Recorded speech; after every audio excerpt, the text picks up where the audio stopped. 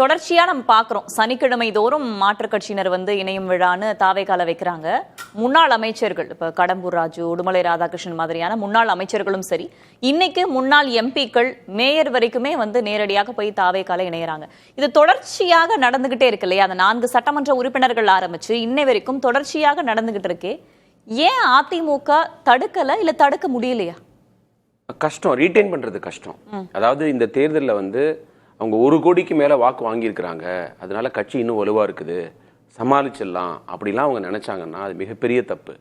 ஆட்சியை வந்து திமுக இழந்திருக்கிறாங்க, கட்சியை காப்பாற்ற முடியுமாங்கிற ஒரு நிலைமைக்கு வந்து ஏடிஎம்கே வந்திருக்காங்க. இதை நான் வந்து எலெக்ஷனுக்கு முன்னாடியே சொன்னேன்.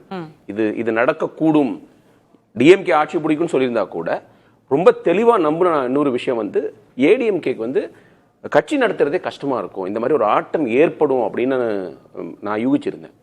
ஆனாலும் அவங்க ரீடைன் பண்ணிருக்காங்கல்ல. இப்ப அதான் சொல்லுவேன், 2 பிரிவா பிரிஞ்சுமே கூட மறுபடியும் அவங்க பழனிசாமி நோக்கி வந்தாங்க. அதாவது நம்ம இதுல இருந்து மே 4ல இருந்து நம்ம வந்து திமுக பத்தி தான் பேசிட்டு இருக்கோம். அவங்க இன்ட்ராஸ்பெக்ட் பண்றாங்க, அவங்க வந்து ரிவ்யூ பண்றாங்க, பெட்டிஷன் வாங்குறாங்க அப்படின்னு. ஆக்சுவலா ஏடிஎம்கே பத்தி தான் அதிகம் பேசணும்.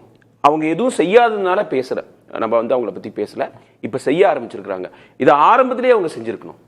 ஏன்னா அதாவது நீங்க அந்த யூஎஸ்பின்னு சொல்லுவாங்க இல்லையா, யூனிக் செல்லிங் ப்ரொபோசிஷன், அது வந்து இப்போ விஜய் அப்படின்னு சினிமாவில் எடுத்துட்டீங்கன்னா அவரோட டான்ஸ், ரஜினின்னா ஸ்டைல், கமல்னா வித்தியாசமா ஏதாவது செய்வார், ஃபஹத் ஃபாசில்னா அந்த பாத்திரத்திலே ஒன்றி போவார். இதே மாதிரி ஒவ்வொருத்தருக்கும் ஒரு ஒரு ஒரு யூனிக் செல்லிங் பாயிண்ட் இருக்குல்ல. அது வந்து ஏடிஎம்கேக்கு என்னன்னு பார்த்தீங்கன்னா 5 வருட திமுக ஆட்சிக்கு அப்புறம் நாங்க தான், திமுக இல்லைன்னா நாங்க தான் அப்படின்னு வரும்போது அதிமுக அது வந்து ஒரு டிஃபால்ட்டா இருந்தது. இது தமிழ்நாடு அரசியல்ல அது தொடர்கதையா இருந்தது. அதுவே இப்ப காலியா இருக்கு. தங்களுடைய பிரம்மாஸ்திரத்தை அவங்க எழுந்திருக்கிறாங்க. சோ அதுதான் பிரச்சனை. இது வந்து திமுகவுக்கு பிரச்சனையா அதிமுக பிரச்சனையான்னு கேட்கும்போது ஏடிஎம்கேக்கு தான் ப்ராப்ளம் நான் சொல்றேன். ஏன்னா சிவபிரியன் சொன்ன மாதிரி கட்சி ஆரம்பிச்சதுல இருந்து அவருக்கு தலைவர் வந்து ஆட்சிக்கு வந்ததுக்கு அப்புறம் எதிர்கட்சி ஆகல. ஜெயலலிதா மேக்சிமம் 5 இயர்ஸ், அவ்வளோ 91 to 96 அவ்வளோ மோசமான ஆட்சி நடத்தின ஜெயலலிதாவுக்கு மக்கள் 5 வருஷத்துல மன்னிப்பு கொடுத்துட்டாங்க. அதுவும் திமுக அருமையா ஆட்சி நடத்தி எந்த பிரச்சனையும் இல்லாம, எந்த கான்ட்ரவர்சியும் இல்லாம அழகா ஆட்சி பண்ண பிறகும் ஜெயலலிதாவுக்கு வந்து மக்கள் வாய்ப்பு கொடுத்துட்டாங்க. 5 வருஷம் இல்ல, 2 வருஷத்துலேயே மன்னிச்சிட்டாங்க. 98 பார்லிமெண்ட் எலெக்ஷன்லேயே மன்னிச்சிட்டாங்க. அந்த பைனரி பாலிடிக்ஸ் வந்து அவங்களுக்கு உதவி செஞ்சது. இப்போ வந்து 3ஆவது ஒரு பிளேயர் வந்துட்டாரு. அதை வந்து ஏடிஎம்கே ரெகக்னைஸ் பண்ணணும். அவர் வந்து இன்னைக்கு எடப்பாடி பழனிசாமி பேசுனது எனக்கு புரியவே இல்லை. தாவேகா எங்களுக்கு எதிரி இல்லைன்ற 1.25 கோடி வாங்கியிருக்கிறாங்க ஃபர்ஸ்ட் எலெக்ஷன்ல, எந்த இன்ஃப்ராஸ்ட்ரக்சரும் இல்லாம. ஏன் அவர் தாவேகாவை எதிரியா ரெகக்னைஸ் பண்ணல அப்படின்னு நினைக்கிறேன். ஆரம்பத்துல இருந்தே திரு விஜய் வந்து திமுக தாவேகா அப்படின்ற ஒரு களத்தை வந்து கட்டமைச்சிட்டே வந்தாரு. ஏன் அத அதிமுக வேண்டான்னு சொல்றாங்க? ஏன் அத ரெகக்னைஸ் பண்ண மறுக்கறாங்க? எனக்கு என்னமோ அது வந்து தேவையில்லாத ஒரு ஈகோ பாக்குறாருன்னு தோணுது.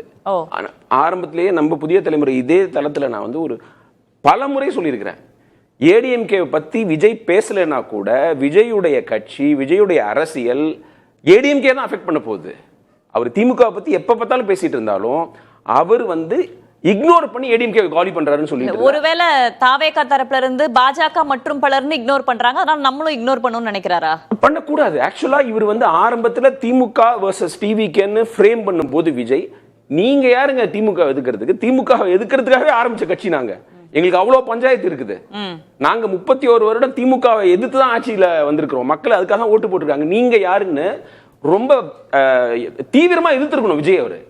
அவருக்கு வந்து அந்த சமயத்துல எலெக்ஷனுக்கு முன்னாடி விஜயோட கூட்டு சேரலாம்னு ஒரு ஆசை இருந்தது, அதனால சாஃப்ட் ஹேண்டில் பண்ணாரு. அதுவே இப்ப பூமராங் ஆயிடுச்சு அவருக்கு. அதுதான் அவருக்கு பிரச்சனை ஆரம்பத்திலேயே. அதாவதுங்க அரசியல மட்டும் இல்ல, வாழ்க்கையிலையும் யாரு இக்னோர் பண்றாங்களோ அதுதாங்க பெரிய இன்சல்ட். நீங்க என்கிட்ட சண்டை போட்டீங்கன்னா கூட ஓகே, எனக்கு கண்டுக்காம நீ எல்லாம் ஒரு ஆளான்னு சொல்லும் போது எனக்கு கோபம் அதிகமா வரணும், எனக்கு வந்து அந்த ஈகோ ஹர்ட் ஆகணும். அது ஆகல, அது பண்ணது தப்பு. கரூர் சம்பவத்தில் நியாயமா கண்டிச்சிருக்கணும், விஜய் மேலேயும் தவறு இருக்குன்னு கண்டிச்சிருக்கணும். அப்ப கண்டிக்காம சாஃப்டா ஹேண்டில் பண்ணிட்டு கூட்டணி கிடையாதுன்னதுக்கு அப்புறம் இவர் 41 பேர் இருந்ததுக்கு அப்புறம் போயிட்டு டூ லேட். அது அவர் பண்ண ஸ்ட்ராட்டஜிக் மிஸ்டேக். அப்புறம் இந்த 1 கோடி வாக்குன்னு அவங்க வாங்கியிருக்கிறாங்கல்ல, அது வந்து ஒரு காணல் நீர் மாதிரி என்ன பொறுத்த வரைக்கும். 2011 மம்தா கிட்ட லெஃப்ட் வந்து ஆட்சி இழந்தாங்க பாருங்க வெஸ்ட் பெங்கால்ல. அப்போ வந்து 60-70 சீட்டு வாங்கியிருந்தாங்க, நல்ல பெர்சன்டேஜ் வச்சிருந்தாங்க. ஏன்னா இப்போ பிஜேபி வளரல, பிஜேபியே கிடையாதுங்க அப்போ 2011. அதனால லெஃப்ட் வந்து திரும்பி வந்துருவாங்க அப்படின்லாம் சில பேர் நினைச்சிட்டு இருந்தாங்க. 2016 வரும்போது தான் தெரிஞ்சது லெஃப்ட் எவ்வளவு படுபாதாளத்துக்கு போயிட்டாங்கன்னு. அந்த பர்சன்டேஜ்லாம் அப்படியே படுத்துருச்சு. அதே மாதிரி ஏடிஎம்கேக்கும் நிகழலாம். ஏன்னா இந்த எலெக்ஷன்ல முக்கியமான விஷயம், தென் மாவட்டங்களை காலியா இருக்காங்க. நீங்க வந்து சிவகங்கையில, ராமநாதபுரம், தேனி, மதுரை, தூத்துக்குடி, விருதுநகர் 0 சீட்டு, ஒரு சீட்டு கூட கிடையாது. 4 சீட்டு தான் ஜெயிச்சிருக்காங்க. அதுல ஒருத்தர் போயிட்டாரு, அம்பாசமுத்திரம் வந்து டிவிக்கே போயிட்டாரு. கன்னியாகுமரியில ஜெயிச்சிருக்காங்க, பழனியில ஜெயிச்சிருக்காங்க, சங்கரன்கோயில ஜெயிச்சிருக்காங்க. வாஷ் அவுட் அங்க. டெல்டா சென்ட்ரல்லையும் ரொம்ப மோசம். சென்னையில 0, காஞ்சிபுரத்துல 0. இன்னைக்கு அவங்க ரெவியூ இடத்துல காஞ்சிபுரத்துல 0. அப்புறம் இதுல வந்து செங்கல்பட்டுல ஜெயிச்ச எம்எல்ஏ போயிட்டாங்க, ஒரு எம்எல்ஏ போயிட்டாங்க, இன்னொருத்தர் தான் இருக்காரு. திருவள்ளூர்ல ஒருத்தர் இருக்காரு. எல்லா இடங்களையும் அஃபெக்ட் ஆயிருக்காங்க. அவரை ஏடிஎம்கேவை இந்த எலெக்ஷன்ல காப்பாத்துனது வன்னியர்கள் வாக்கு, பிஎம்கே வாக்கு. சேலம், தர்மபுரி, கிருஷ்ணகிரி, விழுப்புரம், கள்ளக்குறிச்சி, கடலூர் தான் காப்பாத்திருக்கு அவரை. அதாவது அவருடைய சொந்த சாதியினை சேர்ந்தவங்களே அவங்களுக்கு ஓட்டு போடல. 2021 அந்த மேற்கு மாவட்டத்துல அவரை காப்பாத்தினாங்க. இந்த முறை பிஎம்கே காப்பாத்திருக்கு. இதெல்லாம் ரியலைஸ் பண்ணாம அவர் வந்து கட்சியை நடத்த முடியும்னா ரொம்ப ரொம்ப கஷ்டம்.